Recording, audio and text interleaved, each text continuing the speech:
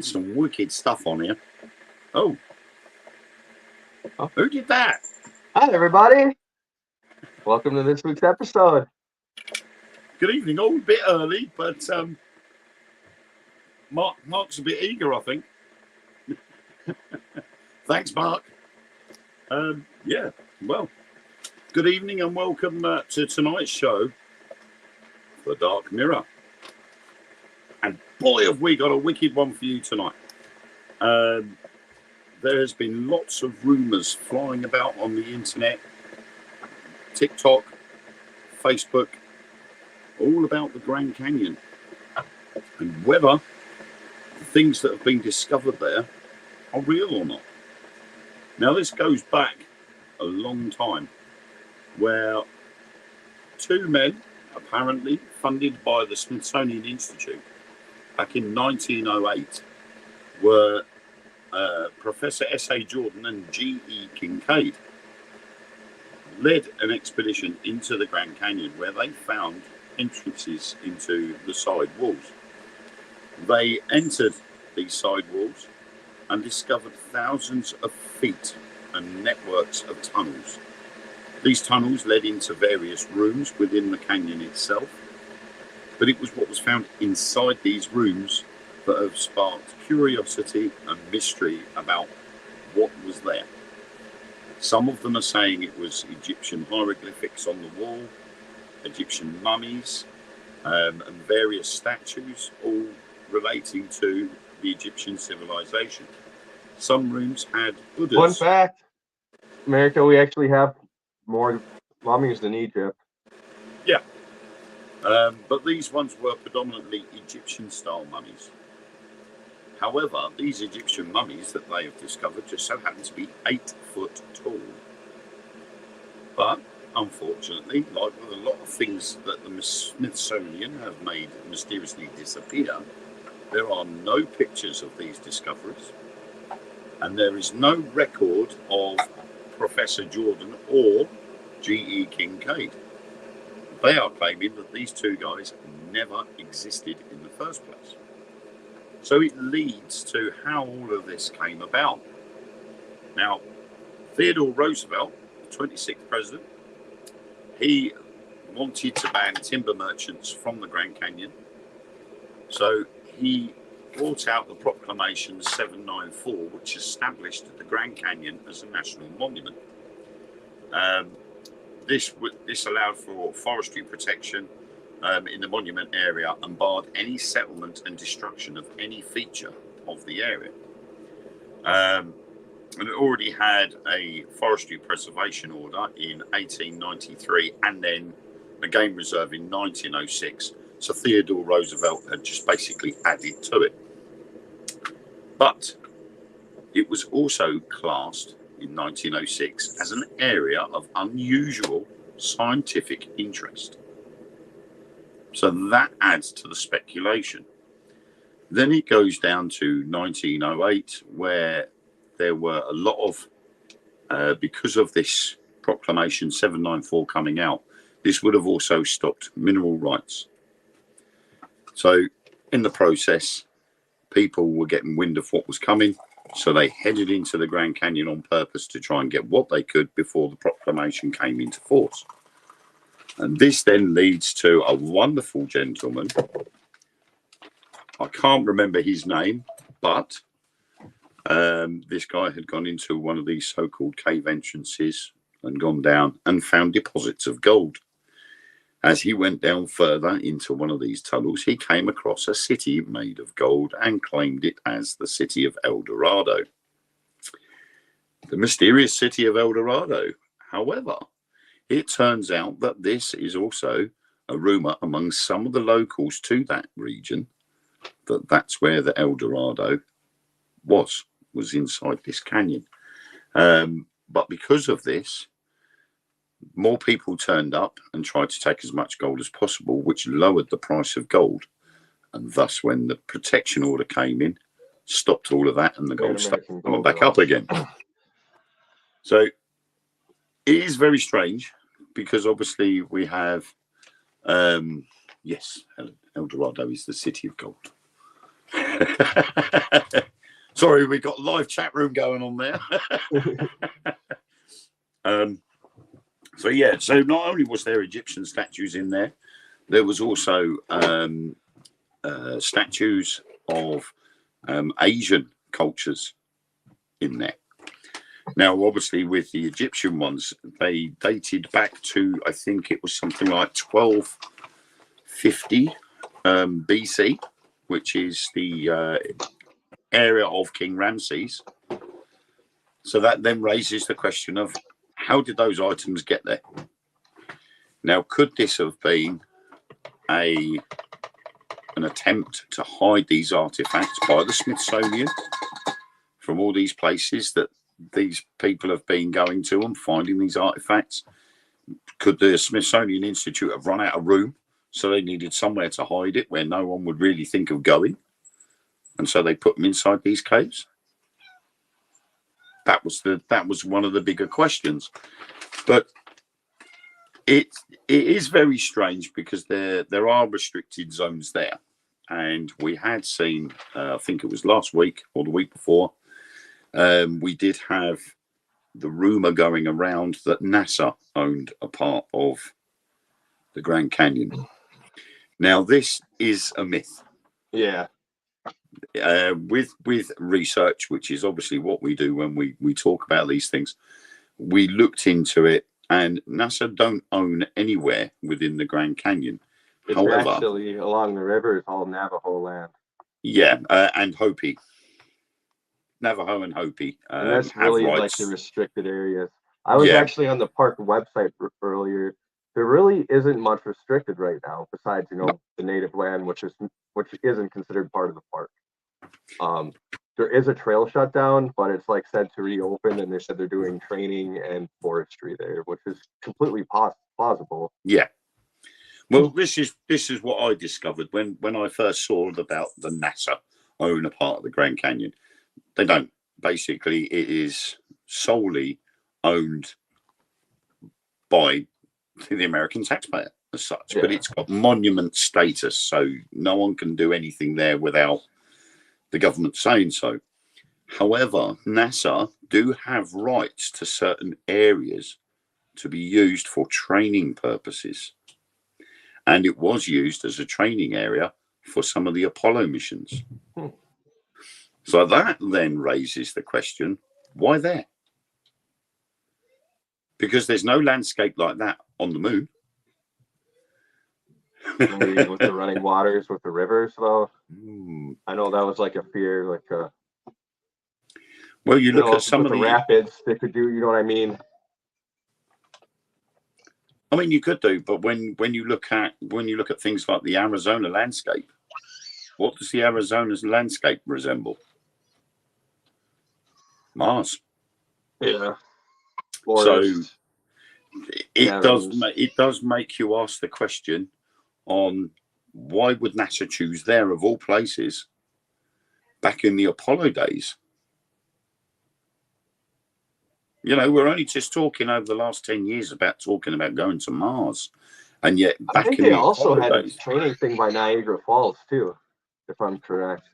They had training places all over the place, because obviously you've got astronauts from all over the world, and just recently now we've got a new British astronaut which is has been trained up and ready to go up to the International Space Station. So sorry, Mark's just messaged me. Thanks, Mark. Yeah, I was trying to read it. He was going to put the theme tune on. Too late, Mark. We beat you to it that time. And now we sent a voice message. Well done, Mark. Yeah, that's good. We're live, Mark. You know, Mark's on. Cool. We can have comments then eventually. So yeah, it does raise questions on why NASA wanted to use that area for trading, unless they are intending on going down rock formations on the moon. But it's just that with that, and the fact that the Arizona landscape is very similar to areas of Mars, it sort of then asks the question, well, why? And we've obviously heard of the hoaxes that the lunar landings didn't happen and that they filmed them in warehouses and Stanley Kubrick was involved and all these various allegations. Based on that, could you be looking at these areas in Arizona being used to fake lunar landings? That is actually very plausible. I've said it too. There's a lot of times where that rover, that area looks familiar. Exactly. I mean, you look at the pictures of the rover that's on Mars at the moment, and there's screws on the floor, and you're like, okay, the rover's falling apart. Clearly, you can see that the evidence is there. So, what is going to happen to that rover when it completely breaks down? That's mission over, because you can't send an engineer up there to fix it.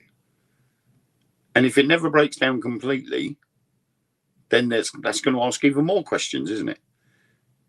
You know, everybody has now seen the pictures of bits of metal that have fallen off the rover. So eventually the whole thing's going to fall apart. So the mission we could send another drone up there to fix it, though, which is the scary part. Or they'll just call the call for breakdown, and he'll just turn up from around the corner and fix it. The people that think that they're not, there's nothing up there. But so yeah, the Smithsonian, they actually denied that the two guys, Jordan and Kincaid, ever worked for them. They were never funded by them. And when I looked into G.E. Kincaid, he never existed. Someone who would have discovered something so big, he either has, there's nothing about him apart from the rumors that have materialized on social media and on the internet, and the fact that all of the articles I found about him are all regards to what was found in the Grand Canyon. There is nothing saying about when he was born, where he worked, or his wife or children or anything like that. It's just that name and what he did at the Grand Canyon. Right. I mean, honestly, when I looked on TikTok and Facebook, it all was AI videos. Yeah. I honestly think it's how the kids say it nowadays. This whole thing is cap. Yeah. Yeah. That's my opinion. I mean, the most I really read that's going on right now is they're saying don't drink the river water because one of the coal mines are flooded and it's toxic right now. Yeah, I did read an article about tourists to the Grand Canyon were becoming ill, and it had something to do with one of the mines. But yeah, I mean, there are definitely cave entrances in the Grand Canyon, and we know that's back from the gold hunting days and things like that. But also because of the Navajo Indians and the Hopi, they would have also had their own stuff there and artifacts that are found there that do date back to the times when they did settle in that region. But regards to anything that Kincaid and Jordan had found, there is nothing there. The other thing too that really made me suspicious of it is you've never heard about Egyptian and it was Asian artifacts together apparently at the bottom of that, and that just seemed... they were all in the same network of tunnels, but you had like I say, it was almost as if the Smithsonian had run out of room, and they're like, oh well, we'll stick the Egyptian artifacts in here, and we'll stick the Chinese artifacts in there, some Japanese ones in there, and it was just to keep things out of the way, so they've got spare room in their basement. Because the Vatican wouldn't loan them any room.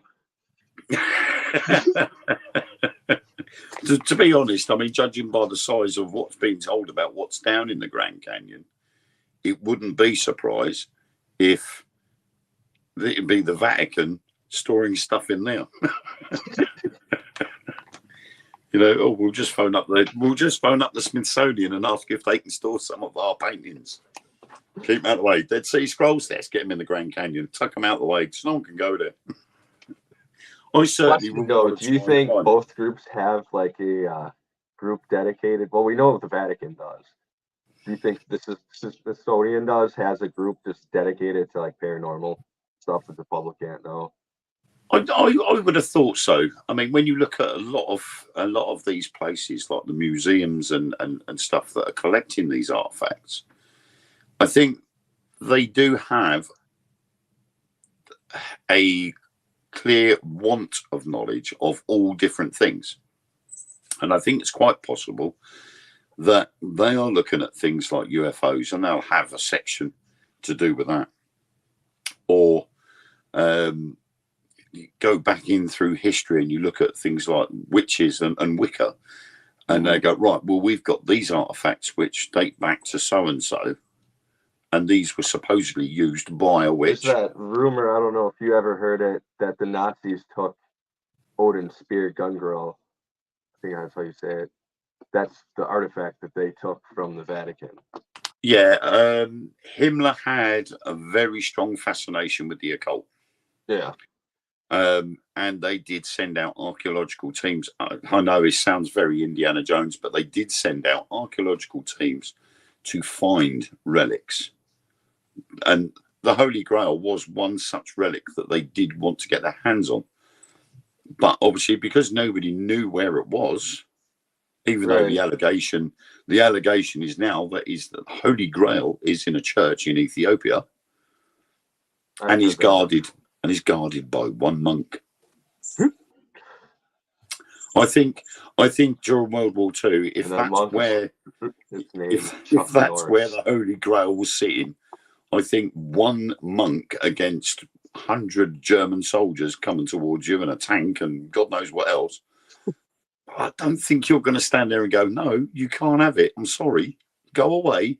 Come back when I'm not on duty. You know, it's not going to happen. You know, so but Himmler did have this fascination with these artifacts, the Spear of Destiny and all these other bits and bobs. But we do know for a fact that the Catholic Church and the Pope helped assist leading German officials out of Germany towards the end of the war. And one such place was a church in northern Spain, Catholic Church, where 4 German officers arrived from Berlin.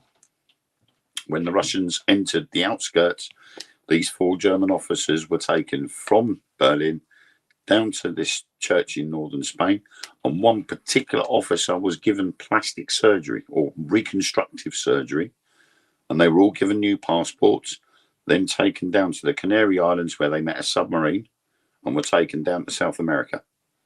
We know places like Argentina and Brazil were very sort of pro Third Reich, allowed them in. They'd scupper the submarines and all the crew and everybody else would just disperse within South America. So we knew that the Catholic Church had something to do with assisting the Germans. So could it have been that the Germans may have used high-end art to purchase their passage to these Catholic churches, or the other way round? The Catholic Church paid the Germans to do certain things on their behalf. I imagine too, with how they were acting and just taking over everything, your common German soldier was probably pretty wealthy with just the shit that he took. I mean, my great grandfather was in Normandy. He talked about it too. That's like what was common back then. After a battle, is you took whatever you wanted. Yeah, it was a common thing. I mean, I know of 2. I spoke to 2 soldiers. One was British, one was American, and they both said that they were always after stuff. And if they came across a German soldier that had been down in battle, if he'd got an iron cross on his jacket, that'd go boom straight away in their pocket. Yeah. If they had a wife. Great grandfather actually had a Japanese officer katana, and it was like way creepy because I was like, yeah, we should send that back. It's like the souls of their ancestors are in their swords. So like, yeah. I mean, you see all these see all these things in TV series like Band of Brothers, Saving Private Ryan, or you go as far as more modern day with the Three Kings with George Clooney. you know, there is someone there that will always turn around and go, oh, I'll have that. No one will notice it, missing. He don't need it. He's dead. So what's the problem? I think that was like fairly common in what he told And me. I thought it was just a myth when Band of Brothers showed the want for a Luger. They were portraying that every man of the 101st Airborne wanted to go home with a Luger. Cigarettes right. They all wanted to go home with a Luger, and they were portraying everybody wanting one. And I'm like, nah, that's got to be a bit too far fetched. I wouldn't have said, everyone would want one. And when I spoke to these two guys, they both turned around and said everybody wanted a Luger. It was a memento. So taking out an officer with a Luger was what they wanted. And once the area was cleared, they checked the body, watches, money, gold, anything like that. And one, the English guy turned around and he said he even knew someone that took gold teeth. He'd take the gold teeth out of their mouth. They'd be dead, so it wouldn't matter. Right. But they knocked the gold tooth out and put it in his pocket. And you never told anybody else, because if you then got shot, your comrades or somebody else would take what you've got out of your pockets and put it in their pockets. And it was a constant thing. He said, and it happened all the time. Because it was this morbid fascination with wanting a reward for what they're doing. Obviously they were getting paid for what they were doing, but they wanted extra. They were putting their lives on the line. I mean, but that's the kind of thing that happens too when you send boys into combat. Yeah, it's a very strange thing, but I mean, I wouldn't be surprised. I mean, we did a thing the other day, a couple of weeks back, didn't we, about the Smithsonian hiding these giant skeletons that were like 15 foot tall. And there was pictures going all over the internet of these big skeletons partially unearthed. And then all of a sudden the pictures started getting taken down. The Smithsonian denied ever having anything to do with it, even though that was the claim. And now all of a sudden it's all disappeared. Oh no, we haven't got nothing like that. And it all slowly starts to get removed off the internet. So I wouldn't be surprised if that would be something to do with it. But one thing I did find interesting when I was looking about the NASA information of the Grand Canyon was that one guy had actually tried to go to that particular area where NASA used for training, and as he approached the oversight, the above it and looking down onto it, he was approached by a guard. Are you talking about Billy Carlson? I think so, yeah. And he was all dressed in black with that one. and said, you can't come round here, NASA's here, so you need to disappear quick. And that then sort of rings Area 51 bells, doesn't it? The guards turning up and saying, Michelle, off you go. We don't want you here. Again, how much of that is true, really? I mean, if it's just a training base, why would you have such tight security? The thing, too, he said, too, that the guard had an M16 or an AR and had no patches on him, which is... No. But that's Black Ops, isn't it? Yeah. And Black Operation. You would not use Black Ops for security purposes for an area unless it was something really serious that they're doing. I know, when I was younger, I was an insulator, so I actually went to some the power plants. I know their guards kind of are like that too, and they have ARs. Yeah. So that would be private security. Right. So, but when you've got a governmental organisation, well, NASA's not governmental, but they're funded by the government. They would be using their troops. They wouldn't use private contractors. It would be like a National Guard. Yeah. So to have these guys all dressed in black in the desert as well, Jesus.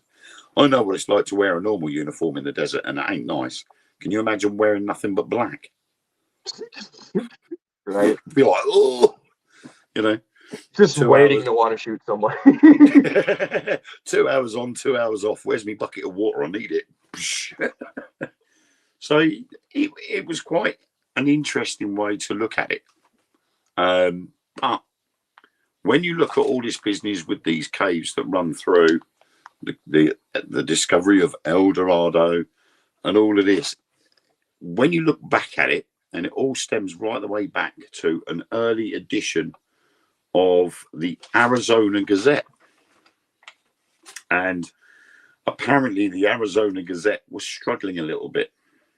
And so they ran this story to try and sell the newspapers. That would make sense. That I honestly could see. That because everybody makes a lot more sense. Yeah, if you're running a newspaper and you're struggling to sell copies of that newspaper, and you're looking 1908, 1909, you're looking at trying to sell newspapers. Your sales are down, and you're like, if the sales don't pick up, we're going to have to close. The resources to go look. Yeah. So all of a sudden, let's kick off a rumor, and so that rumor comes about. Oh, look, they've discovered all of this and all of that inside the Grand Canyon. Word spreads, papers start selling. Next minute, you know, you've probably had one of the best sales pitches going, and your papers are flying out something chronic. And now, over 100 years further down the line, people are talking about it again. Makes sense. So it's hit its mark pretty well, and I think it's pretty outstanding, really, when you look at it. I think we need to catch up on some comments there. I was just giving another comment for your episode, Mark. I know Mark's still live, and we do apologise. We should have mentioned it. Mark's not feeling too good at the moment, so we've and obviously I'm back. Yeah, shall we start the show again? We're 22. No, we're almost half an hour late. We'll start again. Quick, Mark. Run the credits. But so yeah, it does make you wonder that they've run this story. But so yeah, it does make you wonder. Where's the echo? Why have I got no volume? Hang on, let me unmute this. Right, yeah. I've got COVID. Sorry, guys. That's why I'm not with everybody. I've been listening to these two. I got COVID. That's why I haven't come in. It will not let me stream to the Dark Mirror show whatsoever. Oh. And it said as of the 22nd, which is today, Facebook has banned all third-party streaming apps. What? Oh. So I've had to go through Simply Spooky, go on there and share it onto the Dark Mirror's wall. It's the only way I can do it. No, I was just about to do it as well. Yeah, it's the only way we can do it. Okay. So yeah, I'm sorry I haven't joined you guys. I've got COVID. Plus, I'm getting over my operation as well. So that's a better excuse. COVID, no excuse. The good news is they got all the cancer, every single bit. So at the moment, I'm cancer free. So I know it sounds strange. I was thinking about this the other day. About all these operations you've had where you've had the cancer and it's all gone, and they've said we've got it all. Yeah. Could they actually be telling you the truth that they have got it all? Well, apparently, there's only two forms of cancer you can live with, as long as you keep the things up, and one of them is bladder cancer, and it's a type of it that's called reoccurring bladder cancer, and they don't know why it does it or anything. It just comes back at the drop of a hat. Nah. So it just means you have to go in and have cameras shoved down your what's-it. And, but as I've said, I've had 9 operations. Why have they not given me a few extra inches? I should have had like a runners-up prize, and they should have given me 3 inches on the tip, and I could have come back and gone, hey, baby, Hi, everybody. But yeah, I'm getting over me up, and I've got COVID. So just the start of it at the moment, but fucking hell, I feel rough. So I mean, the secondary C word, COVID, because it's a load of bollocks, Mark. Yeah. It's a shit excuse. You getting over the operation, that's fair enough. We can understand that one. But the other one, load of bollocks. Well, yeah. So I'm getting over me up, but I'm a lot better. And Well, that's good. I was going to put the intro on when I put you. I went, shit, those two, and I looked, and you were there, and I put you straight in, and then I was going to. And we started without you. I was going to put. Well, I put you in there. I was going to put the intro in, and I thought that'll be a twat to do that. So, but I will bugger off and leave you two to it. Have you been listening though? I've been trying to sort all this out, and because Facebook's flip arsing around. I've been trying to add all the different Facebook ones, and Facebook's going no. So from now on, the only way I'm going to be able to put it on the Dark Mirrors wall is to go onto Things Network and then share it onto the Simply Spooky, and then share that onto the Dark Mirror wall because Facebook's been a wank. Well, there's been a lot of problems with Facebook and with StreamYard. StreamYard's been faffing about a lot lately as well, so I don't think it's all Facebook. No, it says there's a big notice that comes up from Facebook, and it says from today, the 22nd, it's banned all third-party streaming apps. So it's not just our show; it's everybody who streams onto their Facebook page. So now we're Zuckerberg. That means a certain person's going to have fun in September. Sorry. Sorry. So yeah, everybody who streams onto a Facebook page is all going to have problems from now on. Oh, I'm glad that's the case. Yeah. So I see what you did there. Don't make me laugh. But yeah, that's it. So yeah, I am in the background. I am listening and I'm watching and I'm reading messages. And thank you everybody. And thank you everybody for all the messages that you've sent me and stuff. So, but yeah, cool. I thought I'd leave you guys to it, but I just want to come on and say, fucking Facebook. Okay. So I shall leave you guys to it. Right. Bye. Bye. And hello, everybody else. Okay. I'm going to go back through what we got so far in the comic. Well, I did have. I've lost them again now. That was clever, wasn't it? Right.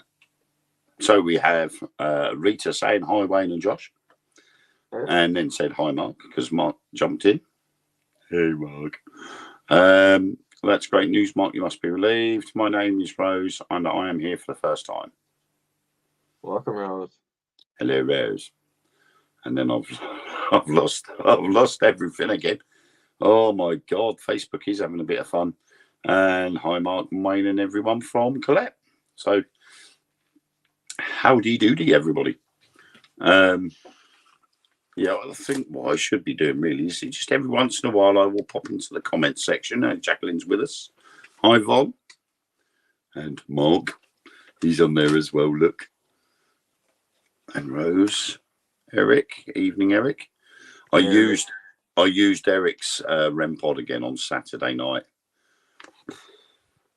Something really likes at my REM pod. And I've named it Eric in honor of Eric. And it's never ceased to amaze me, the stuff that comes through.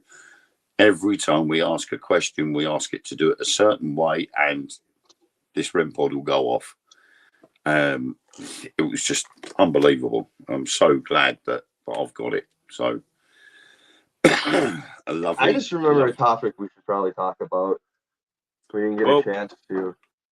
Once I've just got a little bit left on this, because not only is there the discovery of the so-called caves in the Grand Canyon, which I'm going to go hoax. It's my opinion. Mine too. There are caves there, but the contents of the caves are Native American Indian related, which is, I think, something like up to 9,000 years old, and that's it. There's nothing there Egyptian. There's nothing there Asian. That was just, I personally would go with the selling of the newspaper story. However, something that has a little bit more credentials to it is the Mogollon monster, or the Mogollon monster. And that just so happens to be the Arizona Bigfoot, which is supposed to reside in that area. And when I've looked through some of the claims and some of the statements and witness testimonies, it's literally identical, near enough, to the northern Bigfoot. 22-inch footprints, 8-9 foot tall. It mimics birds and coyotes, as with the other Sasquatches and Bigfoots. But there's been sightings from 1903, as far back as I can find, from 1903 right the way up to 2004. One of them was a guy called I.W. Stevens. He was out and about looking for woods to be used, and he described seeing it near the canyon, and that had long white hair on its head and a matted beard down to his knees. It wore no clothes. How he could have told that from the fact that he'd got a beard down to his knees, I don't know. Could have been wearing a pair of swimming trunks, but it had a beard down to his knees. It had 2-inch claws on its hands. Its nails were 2 inches long. I mean, that's in need of a pedicure and a manicure. But its body consisted of grey hair.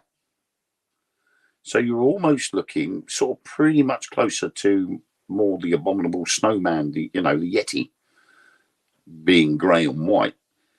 But he had seen it drinking the blood of coyotes. And that was enough to scare him off. He just said, "Nah, see you later," and he ran away. Could have been too. It's just a really old one. It was also seen throughout the 1940s when a guy called Don Davies, he was there on some sort of scouting trip when he witnessed it, and it was the same description. And then a lady called Marjorie Grimes from White River, Arizona, she claimed to see a similar creature many times between 1982 and 2004, but this one had black fur, walked on two hind legs, so she knew it wasn't a bear because it walked for too far on its legs, and had big strides. But then when they referred it to the local tribes, many at the Fort Apache Indian Reservation also claimed to have seen it throughout that time period. So it does make you wonder if all of these things that have been supposedly seen are all done to keep people away or to attract people's interest in that area. I think the Bigfoot theory. It's every state park. Yeah, I think that is more likely, and I would go as far as to believe that one than I would the caves. Yeah. But it's because it's the same area and everything's all connected. I think that's, it adds to that air of mystery. But the Bigfoot sightings in Arizona, I would say, is more of a positive thing.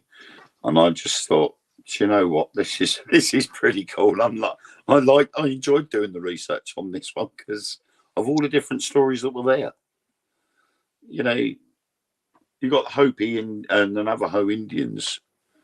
They had the rights to that area because obviously they were native to the area. So they were the only people that were allowed to reside there. Everybody else got kicked out. The mining rights were stopped. So no one was allowed to dig for gold there anymore. You couldn't cut down trees anymore. So becoming a national monument wouldn't have had as much pull as if you started up cooking some more stories up and saying, well, there's this here, there's that mysterious thing there. And the fact that it's a big gap in the ground, which for a geologist is pretty fascinating on its own. Do you think that had something to do with Teddy Roosevelt, though, too? They said he had a huge fascination with Bigfoot. Yeah, I mean, Theodore Roosevelt,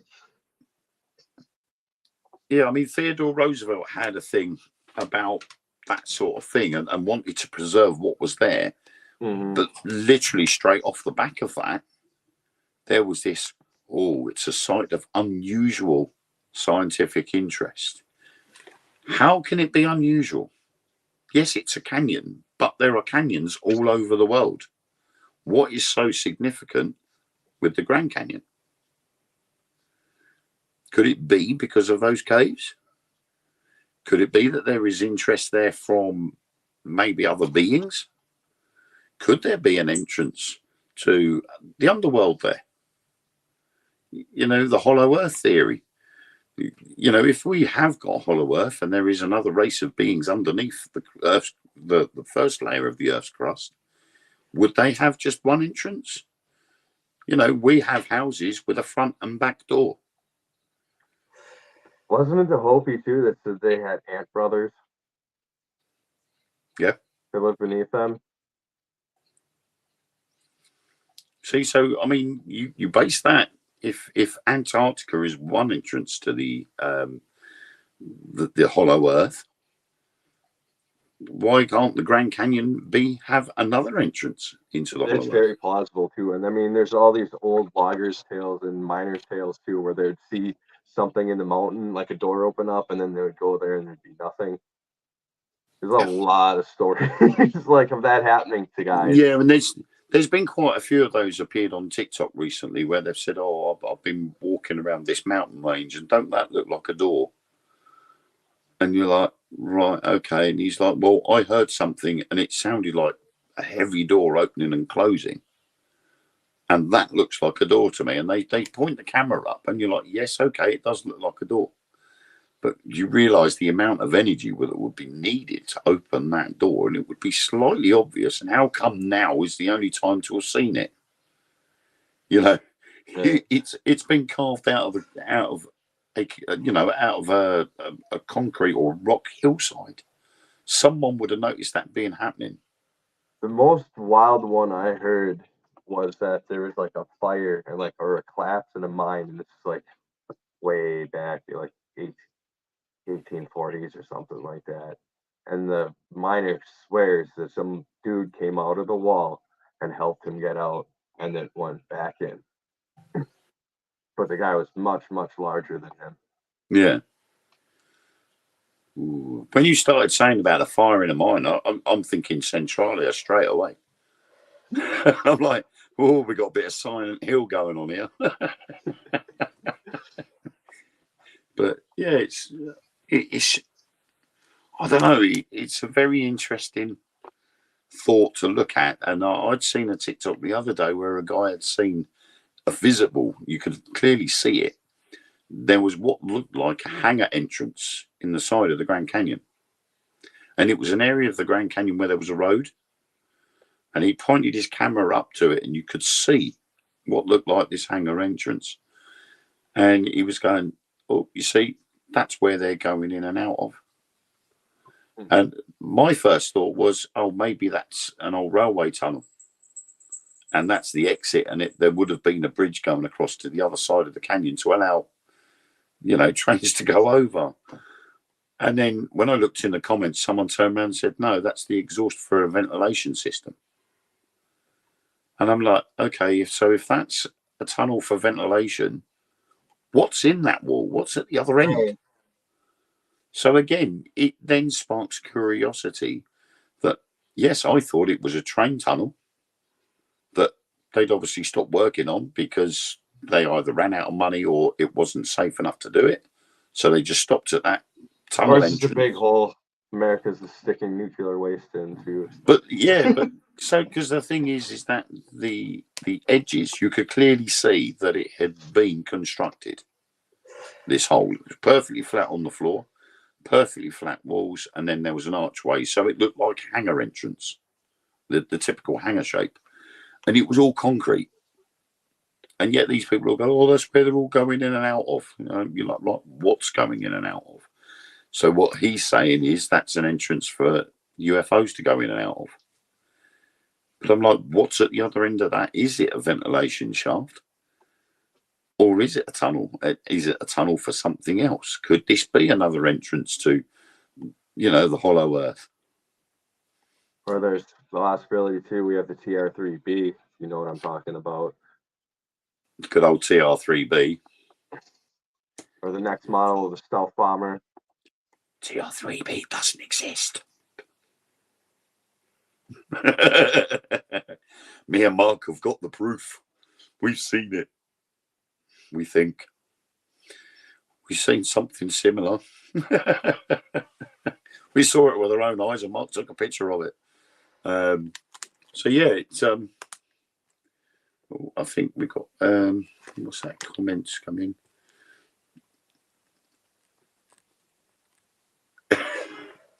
We deal with all aspects of the paranormal, Rose. We deal with everything. We talk about ghosts, we talk about UFOs, we talk about cryptozoology, and we talk about conspiracy theories, which is basically something we've been talking about tonight, but we've literally shoved everything all in one go there tonight, haven't we, with tonight's subject? UFOs, cryptozoology, conspiracy theories, all in one. I think we're going great guns tonight. So what was the thing you wanted to cover? I don't know if you've seen it, but during the eclipse, there was some anomaly that showed up in the ocean, and it's been moving, and it's massive. Oh, was that thing that came up during the eclipse, or just after the eclipse, come off the coast of Africa and made its way north? After it, and it's like a large anomaly that's moving through the ocean, and nobody knows what it is yet. I partly wondered whether that was a glitch. Simple reason being is that the eclipse was, what, a week Monday or a fortnight ago Monday? I heard it was recently seen, like it's been spotted on like radar by Africa now. Well, shortly after the eclipse that you had, I think it was the day after, I started seeing clips on TikTok saying that there was this anomaly off of Africa and it was heading northwards, 80-foot waves. And I'm like, well, something's causing an 80-foot wave. That means either there's been a huge coastal earth shift and there's been a huge dump of something into the ocean and it's made them waves, and it's made the waves go in that direction. Creepy thing too that happened during the eclipse, that the US's version of CERN started up. Yeah. In Chicago, I believe, like near Chicago. It's like near me. Wonderful. I think it's sort of more coincidental. I don't think it's got anything to do with the fact that they timed it for when the eclipse, because wasn't it also switched on early? Yeah, I think so. I had heard. I know there was some they whole were weird something like 2 days early switching it on, but I think that's because of all the like with the other one in Switzerland, it's got to be, they've got to go through all the checks and everything else, and I reckon they just finished the checks early. And they've just gone, right, everything's all clear, everything's ready to go. We may as well just start now rather than in 2 days' time. But the thing is with this anomaly, I think if there was 80-foot waves involved, somebody would have said something by now. Simply because the amount of time it's been since that anomaly was first detected. If there was this massive tidal wave or a strange cloud formation, anything that would have been visible on satellite that could have been visible with the naked eye would have been discovered by now. Right. Unless it was something like a huge cluster or like school of fish or something. I don't know. The thing is, they are the possibilities, aren't they? I mean, everybody jumped on it with the bioluminescent algae off of the coast of California, wasn't there? When they had that bluish algae appeared on the surface of the water, and everybody went, "Oh my god, it's a UFO coming up out of the water," and it wasn't. It was just this bluish greeny algae that had come up to the surface, which doesn't normally do. And because people are seeing it for the first time, they've gone, "Yeah, what's that?" And they do jump to conclusions. It So That's yeah, what's really terrifying about the ocean. We know more about space than our ocean. I think that has been one of the biggest issues, is the fact that we are looking more further outward than we are inward. And I think we need to concentrate more on what we're doing here than worry about what we should be doing out there. Yeah. You know, it's okay, yes, we do need to look at the possibility of somewhere else to go, because some people are saying that we are beyond the state of repair for this planet. So we do need to start looking further afield. But the problem is then there's the flip side of it. We're looking at global warming, but we know for a fact that Earth has these phases where the Earth heats up, the Earth cools down, and then it heats up again. It's every so many thousand years it goes through this cycle. And we're just experiencing one of those cycles because we're able to record it now. And we've looked back in history from the old ice core samples that is what has happened. So we're going through a natural phase of the Earth, but you've got the soothsayers that are going, oh shit, it's the end of the world. So of course that then prompts the likes of NASA and SpaceX to go, we need to build bigger and bigger, faster rockets so we can get off this planet and go somewhere else before I don't all even hell feel breaks like loose it's a here. thing like that anymore. It's I have the money to do it. That's really what's going on in the U.S. is I have the money to make a rocket. Yeah. And the thing is, if you've got the money, why not? But on the other side, like there's world hunger exactly humanitarian effort. Another side. Use that. You know, rather than saying, well, I've got the money, so why can't I do it? Well, that's fine. But if you've got that money, why don't you buy up a certain area and then fill it with trees? Build the oxygen levels back up. Do this and do that. You know, ship out all this grain to places. And rather than allowing it to rot or be destroyed in warehouses, you pay to get it shipped out. You're doing more Mr. good. Beast is actually doing stuff like that. Yeah. And there needs to be more people like him, because obviously that makes a difference. And if just one person was just to do one act of kindness like that, this whole planet would be working a hell of a lot better than what they're doing now. Absolutely. You know, if out of the 8 billion people that there are on this planet were to look after each other in just that one small way, we wouldn't have any problems. No. You know, they wouldn't have a government. That's the problem. Well, we'd have a solution to everything. There would be solutions, because then everybody would be working together for the same goal. You know, so you can then see why something like a New World Order is trying to take over, because then everybody would be under one banner and you can control everybody all at once. But when you get in them gray areas too, though, you start talking too, like, what if we replaced our leaders with an AI? Something that wouldn't have any motive, that wouldn't need to get rich. Josh, you're going down the Terminator route. Oh, I know. Because AI would turn around and go, I keep telling you guys to check out Helldivers. It's like one of the situations. You're shooting robots, damn it. You get the AI turning around going, look, you humans are a waste of space. You can't be bothered to get up when you're supposed to. You go to bed late. You go down to bars and you do this and you do that and everything else. You're just a waste of space. So I'm getting rid of you. Terminator theory. But so, you know, I mean, rather than I mean, you're right, rather than spending a lot of money on doing all of this venturing off into space, we should be looking at what we're doing here. Yes, we're cocking the planet up, but not in the way the official excuse has been. The official excuse has been that we are the ones that have polluted the atmosphere. We've done this and we've done that. You know, reduce carbon dioxide levels. That's the worst thing you want to do. You can't reduce carbon dioxide levels, because what do trees eat? It's carbon dioxide. The carbon dioxide. You get rid of carbon dioxide, you're going to kill every tree that gives us the oxygen that we breathe. So we can congratulations to all these people in the world that says reduce CO2, because what you're going to do is kill us all anyway. So you have to have CO2 for our plants to live.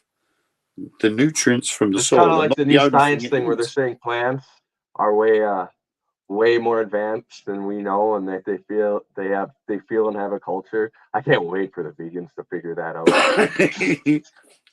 I wanted to do that the other day when the vegan teacher was live on TikTok, and she was saying about, oh, don't eat meat and all this, that, and the other. And I just turned around and I wanted to say, you know, you're saying that yes, these animals have feelings.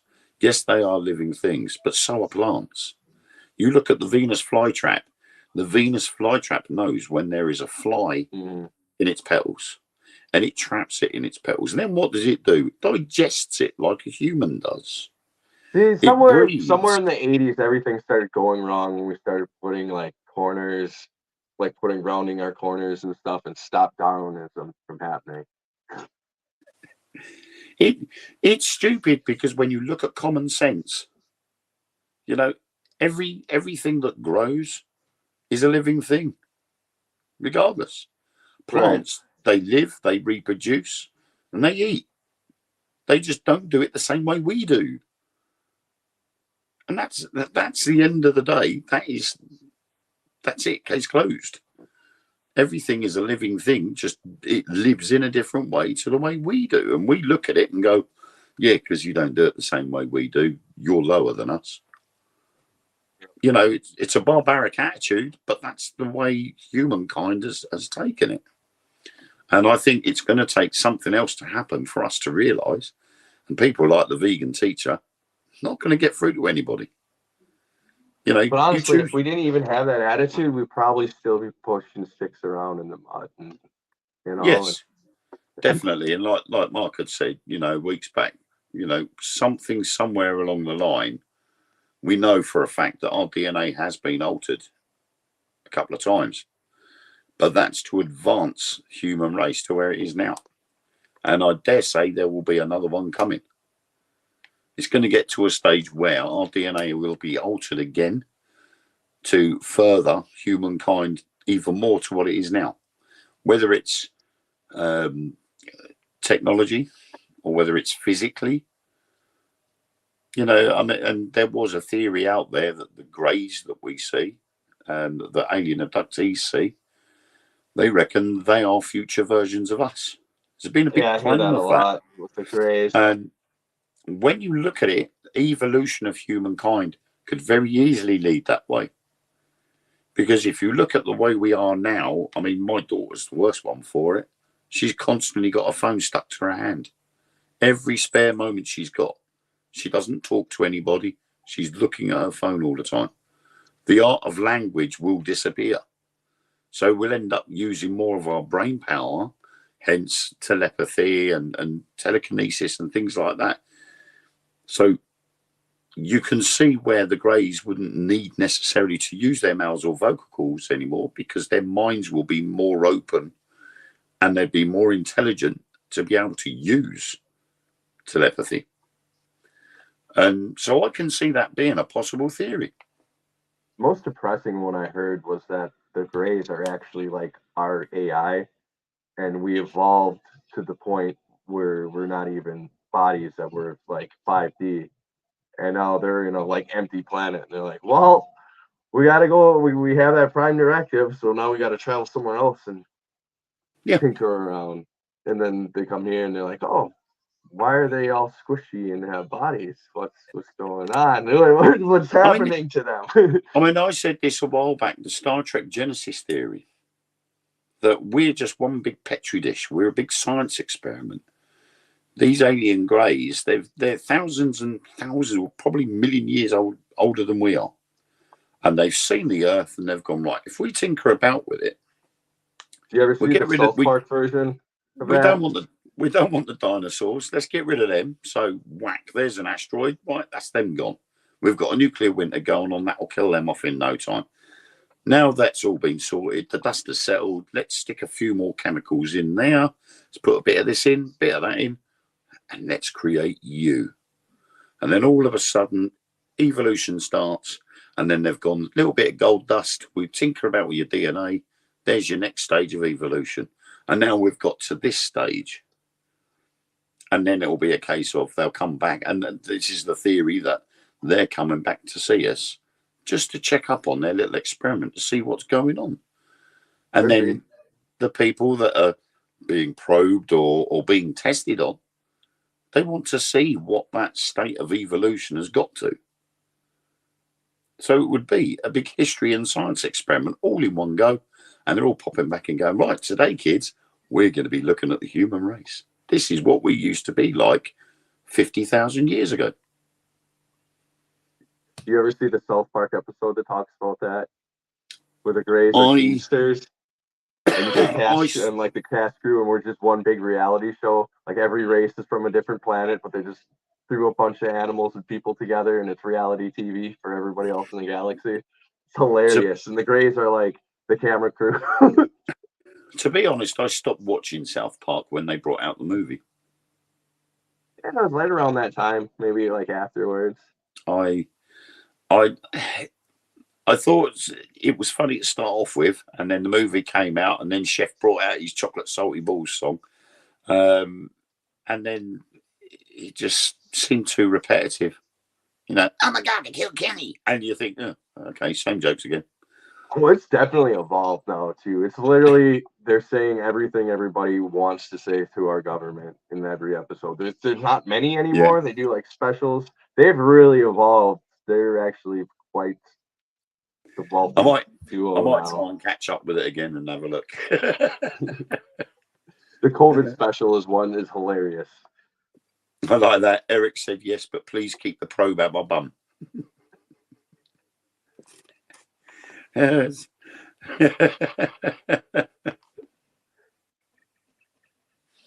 Thing is, why up the bum anyway? Why probe there? I mean, we have. It's funny. Yeah, but we have MRI scanners, don't they? Have MRIs? I mean, okay, they're big old machines. They make a hell of a lot of noise, but surely that would be a lot more easier than sticking a probe up someone's backside. Surely you can only test so much by doing that. Maybe it's not even testing. Maybe it's just rogue Greys having fun. Just if you think about it, and it's always like a hillbilly that they take too. They're sitting there buzzing past Saturn and go, come on, let's go and have a bit of fun at Earth. We're just going to ruin this guy's life and just keep tabs on him too. Who's going to have some fun with this bloke? Go on, I'll dare you to stick the probe up his arse. Oh, why does it smell like that? This guy has said he ate sweet corn earlier. Let's test it and find out. And then one of the big aliens comes in and goes, right, fun time's over now, guys. It's time to go home. Oh, do we got to put him back? Oh, no. We shouldn't really take mickey out of people that have been abducted by aliens because it is quite a serious thing, really. Yes. That's just the light-hearted side of it. But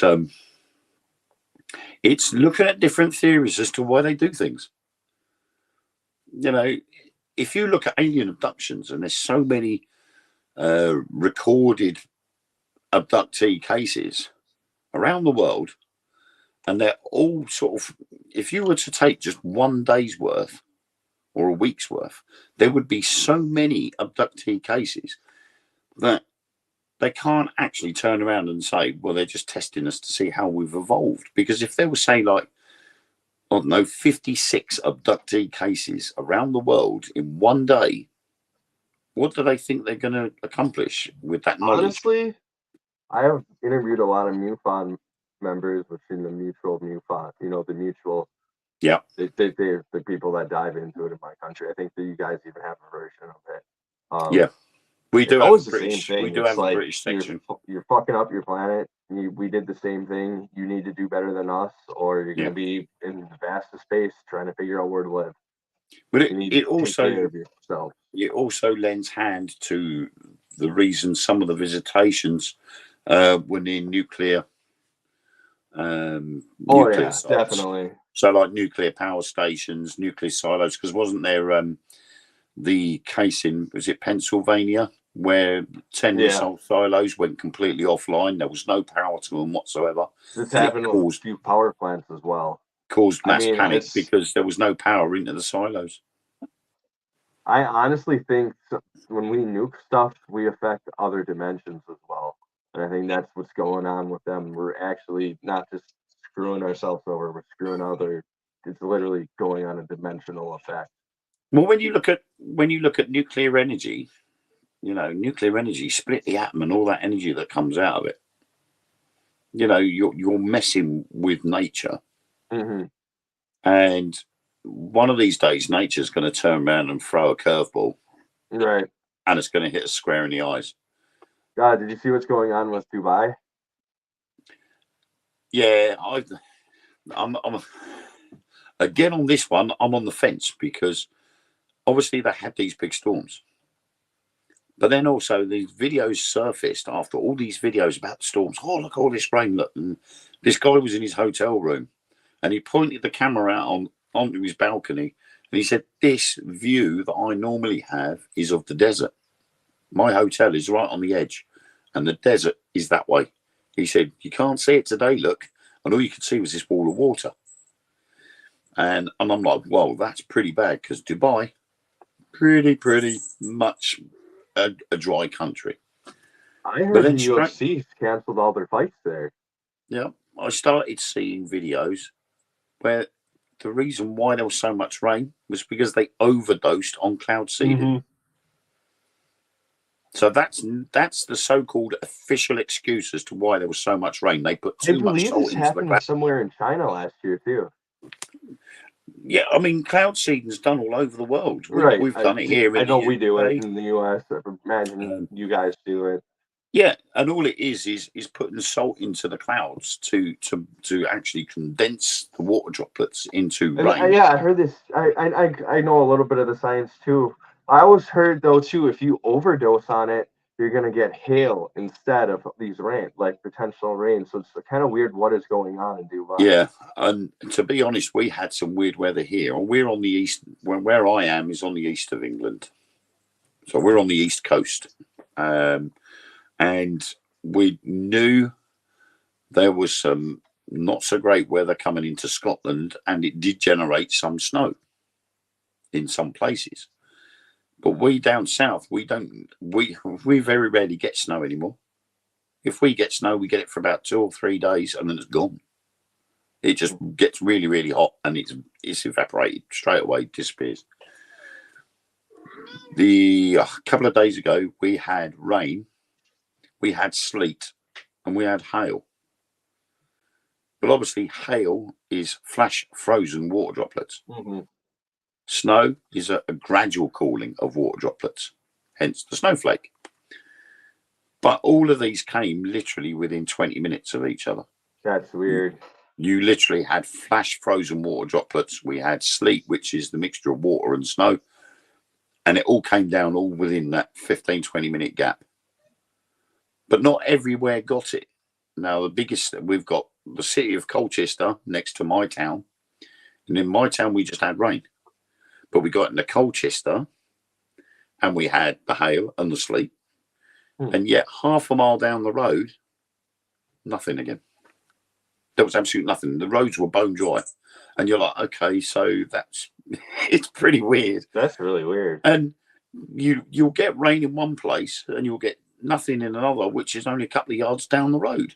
And you're like, it's a very isolated shower. That's too isolated. And I've had that before. It reminds me, I don't know if you've seen the YouTube videos, like back when YouTube was coming up, with the guys who are like lighting snow on fire, and they're like, what's going on? And there's like melting like plastic. Yeah, they've stood there and gone, look, watch this, and they've held a lighter under a snowball. Yeah. And they're going, look, it's going black. Look at what stuff must be in this snowball. Well, no, that does that because it's the water creating a natural barrier between its contents and the flame. But you can do that with a plastic bag. You can do the same experiment. You get a plastic bag and fill it with water. You can stick a flame underneath it. The plastic bag will not melt. because the water insulates it. It becomes an insulator, and it becomes too cold to be burnt by the bag, so it would stay like that, and you would be able to boil that water without any issues. And it's the same principle with a snowball. I always laugh when I see them ones because they go, "Oh my God, look at this snowball, it's going black. Why is that? It must be all the plastic in the snow that's falling." No, it's called physics and chemistry. The one I was talking about, it actually like engulfed, like they were flammable. Yeah, I mean, I me mean, and you Mark could have, just dump some gas and some snow too, and be like, "Look at this." well, that's the thing. You look at butane gas in a can. If you spray it on a hard surface, what happens to the hard surface? It goes white. It Yeah. freezes. So if you were to get enough and put it like, for instance, when you do the Coke bottle rockets, you put the butane gas into the bottle, turn it upside down quickly, and then put a flame underneath it, and that will go boom straight up in the air. But if you put so much in, it then condenses back down into flammable ice. So you could literally just keep putting it in and sealing it so it freezes, take it out, put it into a snowball, and then go, "Hey, look at this." But then you're going to get the whole thing where your whole hand is going to go up in smoke. You'll be like, "Oh shit, I've just set my hand on fire." Never mind. It was all good for TikTok. We get some strange shit over here. Evening, Amanda. Hi, Irene. I mean, we've had in the news today, we had a teacher got fired from her job because she taught her children a TikTok dance. What? The Really? children had seen this dance that had become a craze on TikTok, and the children liked this dance. And the teacher herself she specialised in dance teaching dance. And the children had asked her, "Could you teach us this dance that's on TikTok?" Was it a provocative dance? Like what? They didn't say, because this went to court and she lost her job over this. She had looked into this and she's gone, right, she's taught the children it. Now, yes, she recorded it on a children's iPad, on the school iPad for the classroom. She didn't put it online or anything, so nobody else could see it. And yet, when the children went to another teacher and said, "Oh, we saw this on TikTok, could you show us how this works?" He went, "No, I can't teach you anything from TikTok. I'm not allowed to." They would turn around and said, "Oh, but Mrs. So-and-so said we could. Mrs. So-and-so taught us this dance from TikTok." He then grasped her up to the head and they fired her. That's ridiculous. I mean, and she lost her job overall for it, even when she tried to protest against it. way to make the kids not want to go to school. I mean, you can't Exactly. take all the life and fun out of them. Like, that's horrible. It was like the dance that was generated when, is it The Weekend? Did that song and it was do do do do do do do do, and everybody was doing the TikTok dance. They're all doing this, and for ages, everybody on TikTok was doing this silly dance, right? Even I did a version of it, and I made a complete fool of myself. But I don't care because that's what I do. But it was fun, and my kids enjoyed it, and that was the entertaining part of it. Was my kids thought it was funny, and that was me, mission accomplished. But because there's an age restriction of 13 years of age here, and these kids were 10 years old, that's the reason why she got fired. That's ridiculous. I hope something happens for her. But the thing is what Isn't there some sort of union there for teachers? There is NUT, I think it's called over here. So there will be an appeals process where she could appeal to this decision, but it then gets to a stage where, well, you know, that was a bit unfair. I'm going to highlight this case, and it goes public, and then it'll be public outcry, and she'll get a job elsewhere quite easily. There will be a school that will be sympathetic towards what's happened and will take her on, but she shouldn't have lost her job in the first place. As far as I'm concerned, it's pathetic. I mean, if you see, as soon as the child leaves the school, they come home and they've got access to all these things, and it's down to the parents really to make sure, you know, they don't go on these dodgy websites and see stuff. We've got kids YouTube. So my children know not to go on the main YouTube because they can access anything. So they go on YouTube Kids. And even then, some of the stuff that comes out on YouTube Kids, I think, whoa, we've got a song over here that came out on the BBC called The Baby's Done a Poo. And it's a song that appeared on British Broadcasting Corporation, the BBC, called The Baby's Done a Poo, where they go on holiday and the baby's in his baby chair in the back seat. And he's singing this song about how they got this funny smell. And it was making Dad feel ill. So they pull over and they have to change the baby's bum. And it's literally, and my kids loved it. They thought it was hilarious. But that appeared on YouTube for a short while. And if the children had seen that and gone into the school, go, oh, we saw his program. I thought, bloody hell, it's a bit risky, isn't it? The baby's done a poo. And I'm like, wow, the BBC have come out with this. That's unusual. But they've gone with it. Never let it go. And there was another song came out where they talked about Christmas as well. So, you know, I don't see what the harm is. There is no harm there. Well, right. You know, it's a harmless thing, but because it's TikTok, a lot of people then look at it and go, oh, yeah, well, they shouldn't be watching it at school. Better than we have going on here. We have all these teachers that keep getting knocked up by students. We've had a few cases like that here as well. Yeah, teacher gets fired for becoming pregnant after a relationship with pupil. And you're like, you dirty cow. Like, what? He's 9? Yeah. So, and she's married with kids? It's anything for a story, isn't it? But, you know, it is. I mean, I can't see what the issue is. Yeah, okay.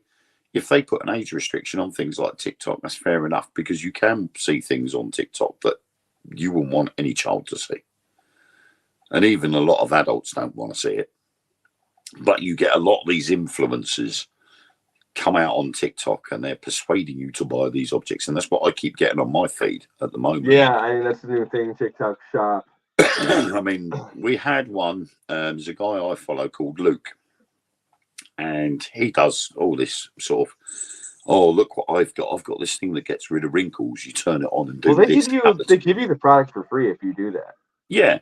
And it also it helps strengthen your page more, and you can get a payout of a certain percentage. Yeah, that's how they do it. It does work. But this one particular guy, Luke, he normally does all this, and he gets these items and he promotes them, and it obviously helps the shop. But this one company, Stockport Pallets, was sent him a mystery box. And he opened this mystery box and he picked it up, and you could see in his face he was shocked by what he saw. And there was like a piece of paper attached to the top. And it was a Nintendo Switch. Now, this box was worth £85. So straight away, this item is like, wow, that's worth more than £85. And this is all supposed to be return stock. Right? So, of course, he's looked at it and gone, oh, my God, I've got this, I've got that. He was none the wiser. And then another lady, she opened up one of her boxes, and she was an influencer on TikTok that normally advertises stuff. She got an Apple Watch, brand new Apple Watch. Again, the box on it had this little note stuck to it. And then other people started buying boxes from this company as a result of seeing what the influencers have done. Yeah, bubble gum and stickers. And they got a load of crap. Laptop batteries for a laptop they didn't own. Notebooks and things like this. And they're like, well, that's not worth it. One lady, she got one of those giant mugs with the handle on it, you know, the lid, got plastic mugs. She got one of them. She went, oh, that's good, but it's not worth £85. And then it turned out that this Luke guy felt really bad because he found out what was going on. The little notes that were attached to the Switch and the Apple Watch were handwritten. To so-and-so from Gran. And it was the same handwriting and the same style of writing. So whoever put them items in that box had written these notes on these packages. And they were two separate boxes to two separate people. So of course, then Smart, everybody though. else jumped on it, and How much he money he turned around. made? He said, Capitalism. he said, I feel really bad because they sent me the mystery box to promote them. And I feel bad that I've got this and everybody else has gone by what I've got and assumed there's going to be something great in their mystery box, and they've been conned. And he ended up giving the Switch, and he'd gone out and he bought some big bars of chocolate and he sent them to a lady that had commented that she'd lost a lot of money buying a mystery box that she couldn't really have afforded to do because of that. So he sent the Switch and the bars of chocolate as a way of saying sorry, he didn't know. And he's since now sort of come out and said he knew nothing about what was going on. He won't have anything to do with that company anymore, and he's blacklisted them. And I'm just like, well, I'm glad I did my research, because I almost spent 85 quid on one of those boxes. And I would have been well pissed I if haven't I'd seen have the got a load mystery of crap. boxes going around.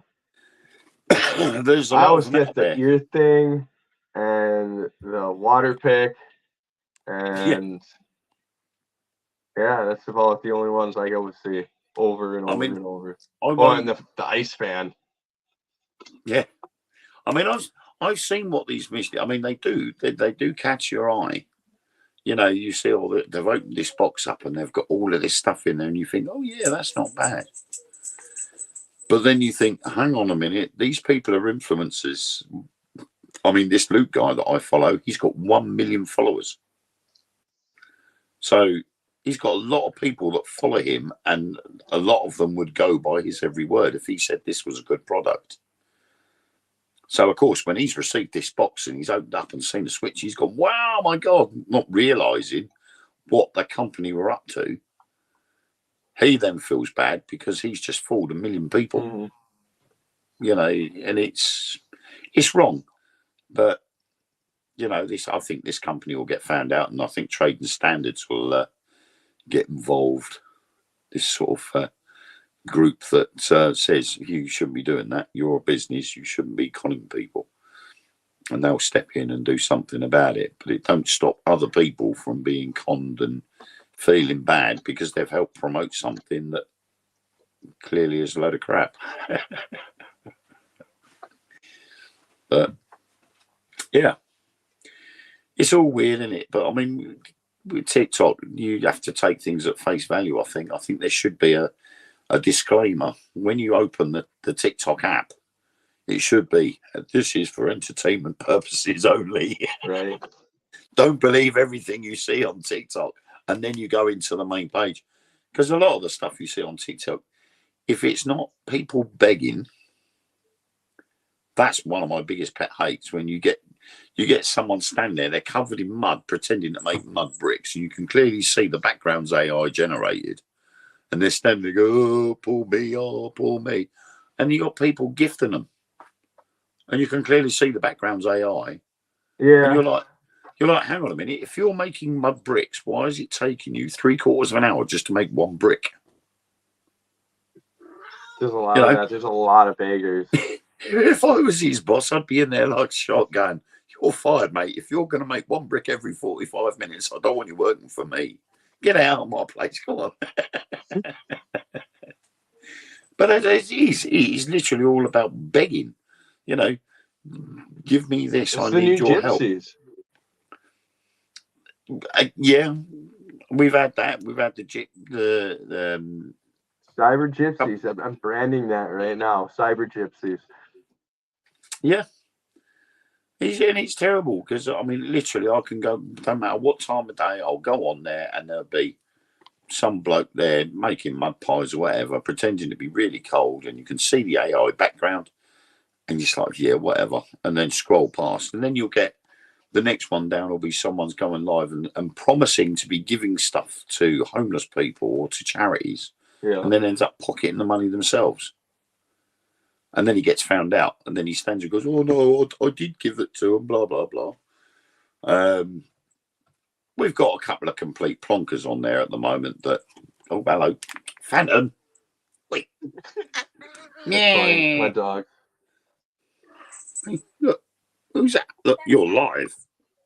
You're like, oh, you winked. You love being live, do you? Okay, down you go, mate. You can't have your spot tonight. So I mean, yeah, yeah. He would have clawed me if he'd have seen him then. He'd have gone, nah, dog.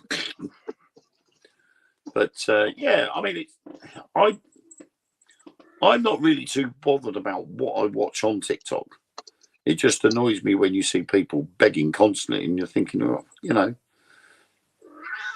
what's the problem? But then I suppose it's no different to doing YouTube lives, Facebook lives, and doing the same thing. I mean, Facebook, it's send me stars. You know, that started off as a gaming thing, didn't it? The sending of stars. It just used to be for the gaming platform, and then it sort of branched out into just about every live video you do. It's all send me stars, send me this. I'm like, no, piss off. I'm not interested in doing things like that. I do what I do because I enjoy it. I don't beg off of people to sort of send me 100 stars because I think I might make 10p out of it. I ain't bothered. You got anything else, Wayne? Because I pretty much am getting called. No, I think we can call it a night. I think we just made an hour and a half, I think. Yeah. So it's been good seeing everybody and good seeing you tonight, Josh. Yeah. It's been fun. Hopefully Mark will be better next week. We haven't got a subject, but I dare say we'll rustle up a subject between us. And I got one we can do. I didn't want to go into it because it's still a kind of touchy subject here. We have the guy that was the campaign manager who set himself on fire in front of Trump's proceeding. Oh, the guy in New York. Yeah, and the media is making him be like a schizophrenic, and he is not at all. If you do some research on him, he worked on a lot of influential people's campaigns. There's a bunch of things. He used to work for Clinton.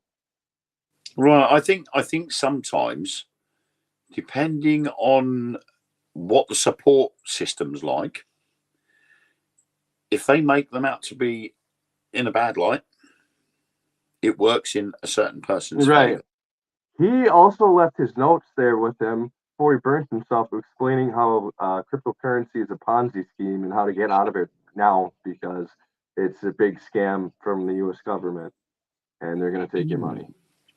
Maybe we can have that as a subject at a later date when we know a little bit more about what's happening with that, because there's obviously, because it's only just happened, I think we need to see what happens with finding out what was what, because that's quite an interesting one. I did see something about that today.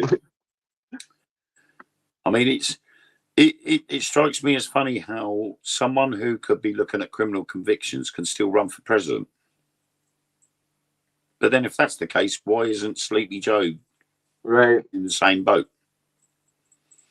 A lot of strange stuff going on there, and a lot of people seem to be getting away with a lot of weird things. Well, another South Park reference. It's always between a douche and a turd sandwich.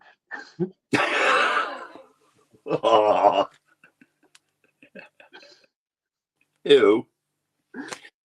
It's a good way to look at every election. Yeah, it is. I mean, and that's the problem. You've got two people running for power. You've got to pick one of them. Yeah. You know, there's none of the. It's not Brewster's Millions. There isn't none of the above at the bottom there. Well, you can always write your own in, but you know. Someone said that to me once. They said, "Oh, maybe you should go for local council or something like that." I went, no, thanks. I'm staying out of politics. I don't mind talking about it, but I don't want to get involved too deeply with it. So, but yeah. So anyway, we're going to love you and leave you all. Hope you have a great week, because obviously we've still got 4 more days to go before the weekend starts again. Right. And hopefully Mark will be back with us. Are you up to anything over the weekend, or the week and the weekend, I should say? Nothing in particular yet. So this is your highlight of the week. The one where all the children gather because of my son. So I imagine it'll probably be that again. So tonight is the highlight of your week. Yeah. Well, I've still got a few more things going on this week. I've got, it's been a busy month, to be honest, because last weekend I saw an ELO, Electric Light Orchestra. I saw that. That was cool. They were a tribute act, and by far the best tribute act I'd ever seen. They were really good, and the lead singer even looked like Jeff Lynne. So that was pretty smart, and I knew all the songs, and I was singing along with them as well. So I thought, yes, great night this. So yeah, and then I was Harrods Redoubt Fort on Saturday night, testing out my new laser grid, which I was quite impressed with. And there will be videos if anybody wants to see the videos that I did on Saturday night. I've got one particular video which we haven't got a clue what it was we were watching, but it showed up on video, and it will be on my Facebook group, Wayne's Weird and Wonderful World. And I will put it on there. But little to say that we had a light anomaly that I was blown away with. Somebody else was watching it live with me at the same time, standing right next to me. And it changed shape, and objects were coming out of it as well. And this was indoors in a room. Whoa. So to see that. It was very strange because it started off as a white light and it turned pink, and then it turned into like a kidney bean shape. And then one at a time, these little arrows, they were literally like that, the V shape, came out of this little pink kidney bean. And then it went back to white again as I zoomed out, and then it just vanished.